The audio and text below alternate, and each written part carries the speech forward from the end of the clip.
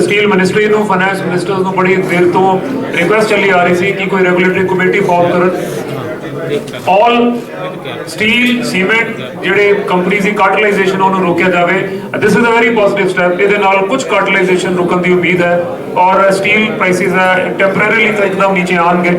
ਤੇ ਕੁਝ ਇਹਨਾਂ ਨੇ ਹੋਰ ਬੜੇ ਅੱਛੇ ਪੁਆਇੰਟ ਲਿੱਤੇ ਹੈ ਜੀ। ਸਟਾਰਟਅਪਸ ਦਾ ਜਿਹੜਾ ਮਾਰਜਨ ਮਨੀ ਹੈ that has been reduced from 25 to 15%, very positive sign because startups were not growing the way government wanted it to grow। ਅਸੀਂ ਹਰ ਸਾਲ ਉਹਨਾਂ ਨੂੰ ਸਟਾਰਟਅਪਸ ਨੂੰ ਅੱਗੇ ਲੈ ਕੇ ਆਉਂਦੇ ਸੀ ਲੇਕਿਨ ਉਹ ਗਰੋ ਨਹੀਂ ਕਰ ਪਾ ਰਹੇ ਸੀਗੇ। ਡਿਵੀਡੈਂਡ ਇਨਕਮ ਹੈ ਉਹਦੇ ਤੇ ਇਹਨਾਂ ਨੇ ਫੋਕਸ ਕੀਤਾ ਹੈ। ਹਾਊਸਿੰਗ ਈਜ਼ੀ ਲੋਨ, ਹਾਊਸਿੰਗ ਦੇ ਉੱਪਰ ਜਿਹੜਾ ਲੋਨ ਦੀ ਰੇਟ ਹੈ ਉਹ ਡਾਊਨ ਕੀਤਾ ਔਰ ਉਹਦੀ ਸਲੈਬ ਵੀ ਇਨਕਰੀਜ਼ ਕੀਤੀ ਹੈ। ਔਰ ਇੱਕ ਬਹੁਤ ਪੋਜ਼ਿਟਿਵ ਚੀਜ਼ ਜੋ ਸਮਝ ਆਈ ਹੈ ਉਹ ਹੈ ਕਿ tax exemption for notified rental scheme for migrant labour. Low housing ਜਿਹੜੀ सोसाइटीज है जिन्हों आप अपने इतने कहते नहीं बेड़े हैगे आ जिहदे लेबर रहती है और उन्होंने दे हैव टू पे द रेंट। अगर ਅਸੀਂ ਆਪਣੇ ਸਰਦਾਰ ਅਵਤਾਰ ਸਿੰਘ ਭੋਲ ਜੀ ਤੋਂ ਪੁੱਛਦੇ ਆ ਬਜਟ ਦੇ ਕੀ ਪਲੱਸ ਪੁਆਇੰਟ ਤੇ ਕੀ ਨੈਗੇਟਿਵ ਪੁਆਇੰਟ ਨੇ। ਪਲੱਸ ਪੁਆਇੰਟ ਤਾਂ ਇੰਨੇ ਕੋਈ ਜ਼ਿਆਦਾ ਨਹੀਂ ਹੈਗੇ ਹੈ ਕਿਉਂਕਿ ਜਿਹੜੀ ਚੀਜ਼ ਅਸੀਂ ਸੋਚਦੇ ਸੀਗੇ ਜਿੰਨਾ ਸਾਨੂੰ ਬੈਨੀਫਿਟ ਮਿਲਣਾ ਚਾਹੀਦਾ ਉਹ ਤਾਂ ਨਹੀਂ ਮਿਲ ਸਕਿਆ। ਪਰ ਇਹ ਹੈ ਵੀ ਅੱਜ ਜਿਹੜਾ ਸਕ੍ਰੈਪ ਦੇ ਉੱਤੇ ਉਹਨਾਂ ਨੇ ਜਿਹੜੀ ਅਸੀਂ ਇੰਪੋਰਟ ਹੁੰਦੀ ਹੈ ਉਹਦੇ 'ਤੇ 7.5% ਉਹਨਾਂ ਨੇ ਘਟਾਇਆ, ਕਾਪਰ 'ਤੇ ਉਹਨਾਂ ਨੇ 2.5% ਘਟਵਾਇਆ ਆ। ਪਰ GST ਜਿਹੜਾ ਅਸੀਂ ਕਹਿੰਦੇ ਸੀਗੇ ਰॉ ਮਟੀਰੀਅਲ ਜਿਹੜੇ ਮੇਨ ਪ੍ਰੋਡਿਊਸਰ ਹੈਗੇ ਆ ਉਹਨਾਂ 'ਤੇ ਸਾਨੂੰ ਰਿਲੀਫ ਮਿਲਣੀ ਚਾਹੀਦੀ ਸੀ ਤਾਂ ਕਿ ਲੋਹੇ ਦੇ ਰੇਟ ਲੋਕਲ 'ਚ ਘਟ ਜਾਂਦੇ। ਔਰ ਦੂਜੀ ਪਾਸੇ ਜਿਹੜਾ ਸਾਡਾ ਲੋਕਾਂ ਦਾ ਰਿਫੰਡ GST ਦਾ ਸਰਕਾਰ ਵੱਲ ਰਹਿ ਜਾਂਦਾ ਆ ਉਹ ਸਾਨੂੰ ਨਾਲ ਲੈਣਾ ਪੈਂਦਾ ਜੇ ਇਹਦੇ 'ਚ ਕਰਦੇ ਆ। ਔਰ GST ਨੂੰ ਸਰਲ ਕਰਨ ਦਾ ਵੀ ਹਾਲੇ ਤੱਕ ਕੁਝ ਨਹੀਂ ਹੋਇਆ ਹੈਗਾ, ਉਹ ਵੀ ਇਹਦੇ 'ਚ ਕੋਈ ਨਹੀਂ ਦਿੱਤਾ। ਇਨਕਮ ਟੈਕਸ ਦੇ ਵਿੱਚ ਕੋਈ ਰਿਲੀਫ ਨਹੀਂ ਦਿੱਤੀ ਗਈ ਜਿਹੜੇ ਵੀ ਹੈਗੇ ਆ। ਇਸ ਕਰਕੇ ਜਿਹੜਾ ਓਵਰਆਲ ਬਜਟ ਹੈਗਾ ਇਹ 50% ਹੈਗਾ ਆ। ਕੋਈ ਇੰਨਾ ਜ਼ਿਆਦਾ ਵਧੀਆ ਬਜਟ ਸਾਨੂੰ ਨਹੀਂ ਲੱਗਿਆ ਜਿਹਦੇ ਨਾਲ MSME ਸੈਕਟਰ ਦੁਬਾਰਾ ਗਰੋ ਕਰ ਸਕਦਾ, ਦੁਬਾਰਾ ਆਪਣੀ ਪਹਿਲੇ ਵਾਲੀ ਪੋਜੀਸ਼ਨ 'ਤੇ ਆ ਜਾਂਦਾ। ਇੱਦਾਂ ਦਾ ਕੋਈ ਨਹੀਂ। Myself Ravinder Saini from Sanitech Engineers, Ludhiana. Today budget is very excellent for farmers, for industry, for citizen. We have seen government has reduced the duty of steel, scrap and copper. That is very good for industry. And in budget we have seen government have given lot of facility to farmers. So I think I am not only businessman, I am also farmer. So I am very happy. Thank you very much. There is a 100% electrification of broadwise gauges for railway, ਜਿਹੜੀ ਪਹਿਲਾਂ ਨਹੀਂ ਹੋਈ ਸੀ। Third is ਇੱਕ ਵੱਡਾ point ਸੀਗਾ ਕਿ power distribution companies ਵਾਸਤੇ through out country ਇੱਕ ਇਹਨਾਂ ਨੇ ਆਲਟਰਨੇਟਿਵ ਪਾਵਰ ਕੰਪਨੀ ਦੀ ਸਥਾਪਨਾ ਕੀਤੀ ਹੈ ਕਿ ਦੇ ਸ਼ੁੱਡ ਬੀ ਕੰਪੀਟੀਸ਼ਨ। ਇਹ ਨਹੀਂ ਕਿ PSPCL ਹੀ ਹੋਵੇ ਇੱਥੇ ਸਾਰੇ। So it's a very good step ਕਿਉਂਕਿ ਪਾਵਰ ਕੰਪਨੀਜ਼ ਆਫਟਰ ਆਪਣਾ ਇੰਟਰ ਕੰਪੀਟੀਸ਼ਨ ਹੋ ਰਿਹਾ ਹੈ। ਫਾਰਮ ਲੋਨ 'ਚ 16.5 ਲੱਖ ਕਰੋੜ ਦਾ। ਸੋ ਬਾਕੀ ਸਾਰੇ ਪੁਆਇੰਟਸ ਤਾਂ ਕਾਰ ਜੀ, ਪੰਕਜ ਜੀ ਔਰ ਭੋਗਲ ਸਾਹਿਬ ਨੇ ਹਾਈਲਾਈਟ ਕੀਤੇ। ਇੱਕ ਜਿਹੜਾ ਨੈਸ਼ਨਲ ਰਿਸਰਚ ਫਾਊਂਡੇਸ਼ਨ ਕ੍ਰੀਏਟ ਕੀਤਾ ਗਿਆ ਹੈਗਾ ਵਿਦ 50,000 ਕਰੋੜ ਜਿਹਦੇ ਨਾਲ ਇਨੋਵੇਸ਼ਨ ਔਰ R&D ਜਿਹੜੀ ਹੈਗੀ ਆ ਉਹਨੂੰ ਕਾਫੀ ਬੂਸਟ ਮਿਲੇਗਾ। This is really welcome step. ਇੱਕ ਜਿਹੜੀ ਡਿਜੀਟਲ ਪੇਮੈਂਟਸ ਹੈ ਉਹਦੇ ਵਿੱਚ ਸਪੈਸ਼ਲ ਜਿਹੜਾ ਇੱਕ ਉਹਨਾਂ ਨੇ NW channel Ludhiana city live ਤੇ ਬਿਜ਼ਨਸ ਇੰਡੀਆ TV ਦੇਖਣ ਵਾਲੇ ਸਾਰੇ ਸਰੋਤਿਆਂ ਨੂੰ ਪਿਆਰ ਭਰੀ ਸਤਿ ਸ੍ਰੀ ਅਕਾਲ। ਅੱਜ CICU ਨੇ ਆਪਣਾ ਪਰਕ ਪਲਾਜ਼ਾ 'ਚ ਬਜਟ ਦੇ ਉੱਪਰ ਪ੍ਰੋਗਰਾਮ ਕਰਾਇਆ। ਆਓ ਬਿਜ਼ਨਸਮੈਨਾਂ ਤੋਂ ਉਹਨਾਂ ਦੇ ਵਿਊ ਪੁੱਛਦੇ ਹਾਂ ਜੀ। ਹਾਂਜੀ ਸਰ। ਸਭ ਤੋਂ ਪਹਿਲਾਂ ਤਾਂ ਸਰਕਾਰ ਨੂੰ ਜਿਹੜਾ GST ਆ ਉਹ 6% ਕਰਨਾ ਚਾਹੀਦਾ ਕਿਉਂਕਿ ਸਾਡਾ ਜਿਹੜਾ ਪੈਸਾ ਹੈਗਾ ਉਹ ਬਹੁਤ ਜ਼ਿਆਦਾ ਸਰਕਾਰ ਵੱਲ ਲੱਗ ਜਾਂਦਾ ਹੈਗਾ। ਠੀਕ ਹੈ ਜੀ। ਜਿਹੜੇ ਆਪਣੇ ਹੈਗੇ ਨੇ ਨਾ ਰੇਟ ਆਫ ਇੰਟਰਸਟ ਇਹ ਵੀ ਉਹਨਾਂ ਨੂੰ ਘੱਟ ਕਰਨੇ ਚਾਹੀਦੇ ਗੌਰਮੈਂਟ ਨੂੰ। ਦੂਜੀ ਗੱਲ ਇਹ ਆ ਵੀ ਉਹਨਾਂ ਨੇ ਜਿਹੜਾ ਸਟੈਪ ਸਟੀਲ ਬਾਰੇ ਲਿਆ ਵਾ ਉਹਨੂੰ ਅਸੀਂ ਐਪਰੀਸ਼ੀਏਟ ਕਰਦੇ ਹਾਂ। ਠੀਕ ਹੈ ਜੀ। ਕਿਉਂਕਿ ਉਹਦੇ ਜਿਹੜੀ 7.5% ਉਹਨਾਂ ਇੰਪੋਰਟ ਡਿਊਟੀ ਲਾਈ ਹੈ ਉਹ ਲੱਗਣ ਦੇ ਨਾਲ ਵੀ ਜਿਹੜੇ ਰੇਟ ਇੱਕਦਮ ਬਹੁਤ ਚੜ੍ਹ ਗਏ ਸੀ ਉਹਨਾਂ ਦੇ ਵਿੱਚ ਜ਼ਰੂਰ ਥੋੜ੍ਹੀ ਬਹੁਤੀ ਰਿਲੀਫ ਮਿਲੂਗੀ। ਹਾਂਜੀ, ਮੈਂ name is Satinderjit Singh Autam, CFT head CIC ਜੋ ਗਿੱਲ ਰੋਡ ਆਫਿਸ ਲੁਧਿਆਣਾ। ਮੇਰੀ ਔਨ ਬਿਹਾਫ ਆਫ ਜਿਸ ਤਰ੍ਹਾਂ ਕਿ ਫਾਈਨੈਂਸ ਮਿਨਿਸਟਰ ਨੇ ਕਿਹਾ ਕਿ GST ਨੂੰ ਅਸੀਂ ਸਿੰਪਲੀਫਾਈ ਕਰਾਂਗੇ। ਸਾਡੀ ਇੱਕ ਔਨ ਬਿਹਾਫ ਆਫ ਇੰਡਸਟਰੀ ਇੱਕ ਡਿਮਾਂਡ ਆ ਕਿ GST ਜਿਸ ਤਰ੍ਹਾਂ ਕਿ ਥਰੂ ਆਊਟ ਵਰਲਡ ਦੇ ਵਿੱਚ 1 ਸਲੈਬ ਚੱਲਦੀ ਆ ਉਹ ਇੱਕ ਸਲੈਬ ਹੋਣੀ ਚਾਹੀਦੀ ਹੈ ਸੇਲ ਔਰ ਪਰਚੇਜ਼ 'ਤੇ ਔਰ ਇਹ ਮੈਕਸੀਮਮ 12% ਤੋਂ ਜ਼ਿਆਦਾ ਇਨਕਰੀਜ਼ ਨਹੀਂ ਹੋਣੀ ਚਾਹੀਦੀ।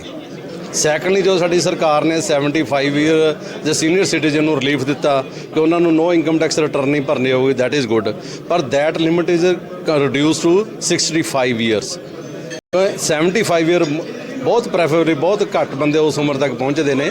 ਸੈਕੰਡਲੀ ਕਿ ਕੋਈ ਵੀ ਇੰਡੀਵਿਜੂਅਲ ਪਰਸਨ ਜਿਸਨੇ ਕਿ 30 ਇਅਰਸ ਜਾਂ 40 ਇਅਰਸ ਜਦ ਕਿ ਗਵਰਨਮੈਂਟ ਨੂੰ ਰੈਗੂਲਰ ਇਨਕਮ ਟੈਕਸ ਪੇ ਕੀਤਾ, ਗੁੱਡ ਪੇ ਮਾਸਟਰ ਆ, ਵੈਨ ਹੀ ਅਟੇਨ ਸੀਨੀਅਰ ਸਿਟੀਜ਼ਨ ਏਜ, ਤਾਂ ਉਹਨਾਂ ਨੂੰ ਇੱਕ ਪ੍ਰਿਵਿਲੇਜ ਕਾਰਡ ਪ੍ਰੋਵਾਈਡ ਕੀਤਾ ਜਾਣਾ ਚਾਹੀਦਾ ਤਾਂ ਕਿ ਉਹ ਕੋਈ ਵੀ ਆਪਣੀ ਮੈਡੀਕਲ ਇੰਸ਼ੋਰੈਂਸ ਜਾਂ ਕੋਈ ਹੋਰ ਪ੍ਰੀਮੀਅਮ ਪੇ ਕਰਦੇ ਨੇ ਜਾਂ ਕੋਈ ਪਰਚੇਜ਼ ਕਰਦੇ ਆ, ਉਸ ਦੇ ਵਿੱਚ ਉਹਨਾਂ ਨੂੰ GST ਦੀ ਵੇਵਰ ਮਿਲਣੀ ਚਾਹੀਦੀ ਆ ਤਾਂ ਕਿ ਐਂਡ ਤੇ ਉਹ ਬੰਦਾ ਆਪਣੇ ਸਮੂਥਲੀ ਆਪਣਾ ਸਰਵਾਈਵ ਕਰ ਸਕਣ।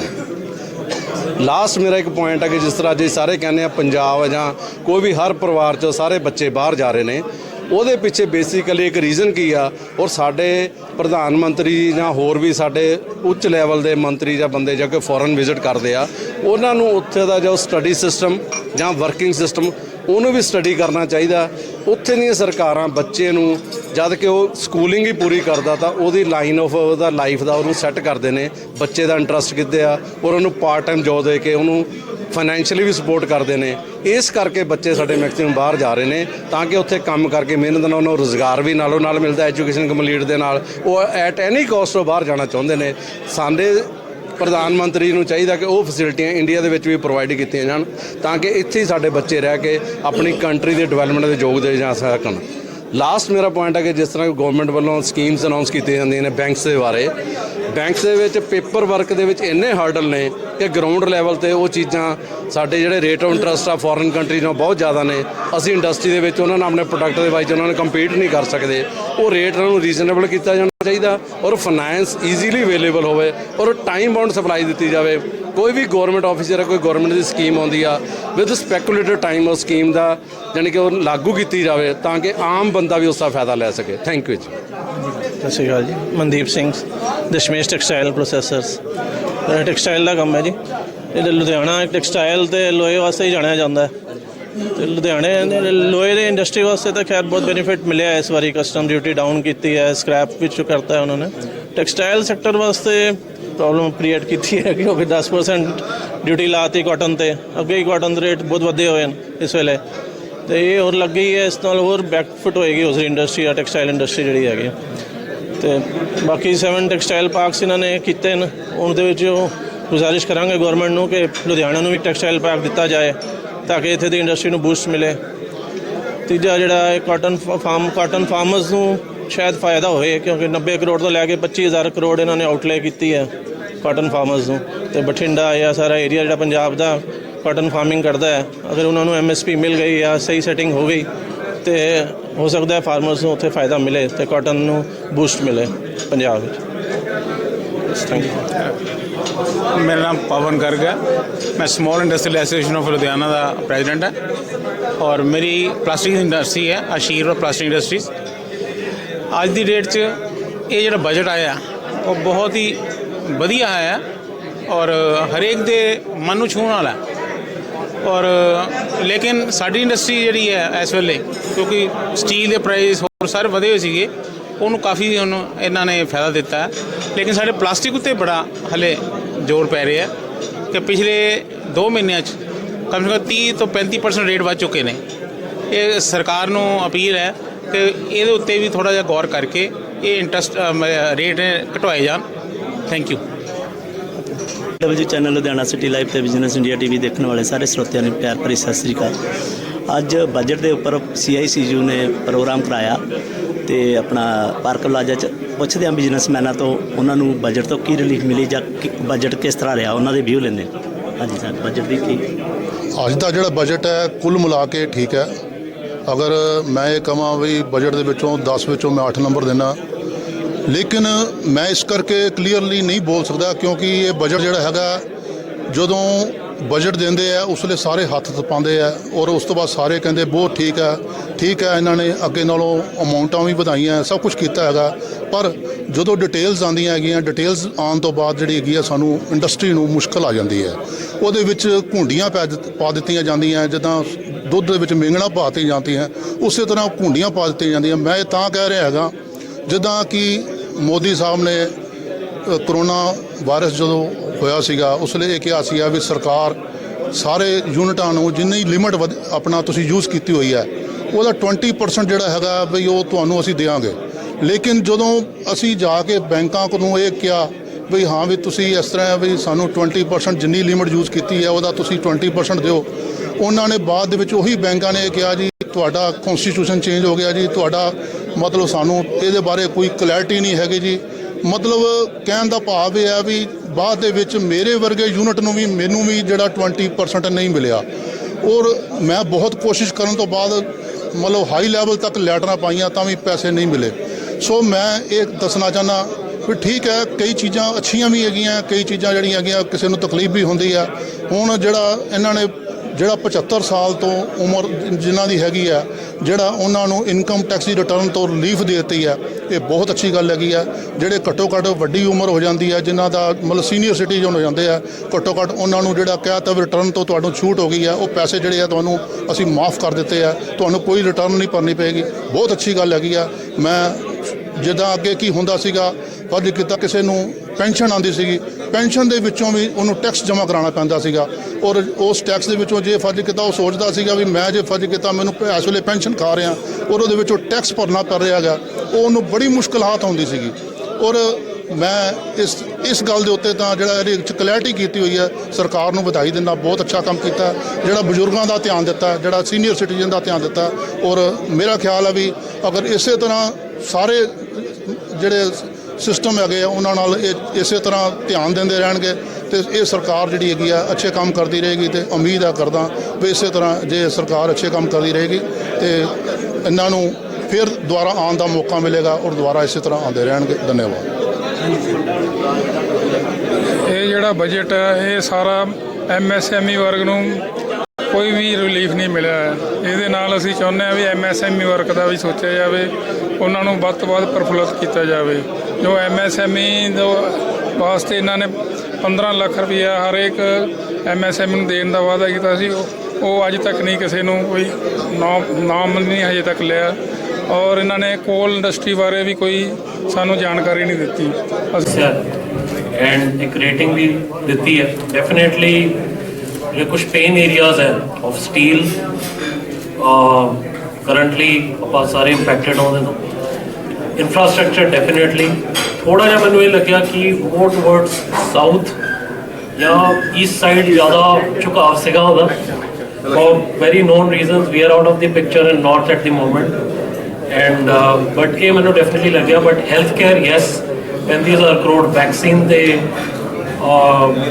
ਖਰਚ ਹੋਇਆ। ਥੋੜ੍ਹਾ ਜਿਹਾ ਮੈਂ ਮੈਂਸ਼ਨ ਕਰੂੰਗਾ ਕਿ ਛੋਟਾ ਜਿਹਾ ਹਸਪੀਟਲ ਹੈ ਸਾਡੇ ਮਾਡਲ ਟਾਊਨ 'ਚ, ਕ੍ਰਿਸ਼ਨਾ ਚੈਰੀਟੇਬਲ, ਉੱਥੇ ਵੀ ਵੈਕਸੀਨੇਸ਼ਨ ਸ਼ੁਰੂ ਹੋ ਗਿਆ। ਸੋ ਇੱਕ ਬੜੀ ਅੱਛੀ ਚੀਜ਼ ਹੈ ਕਿ ਈਵਨ ਸਮॉलेस्ट ਆਫ ਹਸਪੀਟਲਸ ਤੱਕ ਵੈਕਸੀਨ ਪਹੁੰਚ ਰਿਹਾ ਐਂਡ ਆਪਣੀ government coffee neighbouring from nil to 10%, on Roswell and Silkian from 10 to 15%. We are also withdrawing end-use based concession on denatured ethyl alcohol. Currently, rates are being uniformly calibrated to 15% on items like maize, bran, red bran, oil cake, and animal feed additives. There is an immediate need to improve agricultural infrastructure so that we produce more while also conserving and processing agricultural output efficiently. This will ensure enhanced remuneration for our farmers. To earmark resources for this purpose, I propose an agricultural infrastructure and development set on a small number of items. However, while I'm applying this set, we have taken care not to put additional burden on consumers on most items. Rationalization of procedures and easing of compliance. For the judicious application, we propose certain changes in the provisioning related to ADD, anti-dumping duty, and CVD countervailing duty levies. To complete customs investigative period 2021 to 2026 to the Rashtrapati Ji. The government has made the Commission's report along with explanatory memorandum in the Parliament, retaining the vertical shares of the states at 41%. We recognize our commitment to fiscal federalism and propose therefore to adhere to this recommendation. ਦਿੱਤੀ ਹੈ ਔਰ ਇਹਦੇ ਨਾਲ temporary relief ਜਿਹੜੇ ਲੋਕ temporary ਇਹਨੂੰ escalate ਕਰ ਰਹੇ ਸੀ ਸਟੀਲ ਨੂੰ, ਉਹਦੇ 'ਚ ਕਾਫੀ ਜ਼ਿਆਦਾ ਐਡਵਾਂਟੇਜ ਮਿਲੇਗਾ। MSME ਪ੍ਰੋਡਕਟ ਹੈ, ਜਿੱਦਾਂ ਕਿ ਸਕਰੂ ਸਾਡੇ ਇੰਡਸਟਰੀ ਬਹੁਤ ਜ਼ਿਆਦਾ ਬਣਾਉਂਦੀ ਹੈ, ਹੋਰ ਕਾਫੀ ਪ੍ਰੋਡਕਟ ਹੈ, ਲੈਟ ਦਾ ਲਿਸਟ ਕਮ, ਉਹਨੂੰ ਆਤਮ ਨਿਰਭਰ ਭਾਰਤ ਨੂੰ ਕਰਨ ਲਈ ਸਰਕਾਰ ਨੇ ਇੱਕ ਬੜਾ ਚੰਗਾ ਕਦਮ ਚੁੱਕਿਆ ਵੀ ਕਈ ਚੀਜ਼ਾਂ ਤੇ ਇੰਪੋਰਟ ਡਿਊਟੀ ਵਧਾ ਦਿੱਤੀ ਹੈ। ਉਹਦੇ ਨਾਲ ਜਿਹੜੀ ਇੰਪੋਰਟ ਘਟੇਗੀ, ਡੋਮੈਸਟਿਕ ਪ੍ਰੋਡਕਸ਼ਨ ਵਧੇਗੀ, but there is long way to go. ਜਿਹੜਾ ਇੰਡਸਟਰੀ ਨੂੰ ਆਤਮ ਨਿਰਭਰ ਬਣਾਉਣਾ ਜਾਂ 5 ਟ੍ਰਿਲੀਅਨ ਦੀ ਇਕਨੋਮੀ ਤੋਂ ਅਸੀਂ ਕਾਫੀ ਦੂਰ ਹਾਂ। ਮੇਬੀ ਗਵਰਨਮੈਂਟ ਨੇ ਆਪਾਂ ਨੂੰ ਸਮਝਣਾ ਚਾਹੀਦਾ ਵੀ ਕੋਵਿਡ ਵਿੱਚ ਸਰਕਾਰ ਦਾ ਕਾਫੀ ਖਰਚਾ ਹੋਇਆ, ਹਲੇ ਵੀ ਖਰਚਾ ਚੱਲ ਰਿਹਾ, ਵੈਕਸੀਨੇਸ਼ਨ ਚੱਲ ਰਹੀ ਹੈ, ਪਰ ਫਿਰ ਵੀ ਮੈਂ ਸਮਝਦਾ ਵੀ ਮੈਂ ਇਹ ਬਜਟ ਨੂੰ 100 ਚੋਂ 60 ਨੰਬਰ ਦਿੰਦਾ। ਸਰਕਾਰ ਨੇ ਕਾਫੀ ਚੰਗਾ ਕੰਮ ਔਰ ਜੋ ਸਾਡੀਆਂ ਡਿਮਾਂਡ ਸੀ ਕਾਫੀ ਹੱਦ ਤੱਕ ਪੂਰੀਆਂ। ਦੋਸਤੋ 2.5 times health budget ਵਧਿਆ ਹੈ 94,000 ਕਰੋੜ ਤੋਂ 2,38,000 crore, which is a very positive sign. ਸਰਕਾਰ ਦਾ focus is on health care because post COVID and during COVID we have realized that government's role, government's help is required to provide vaccination and COVID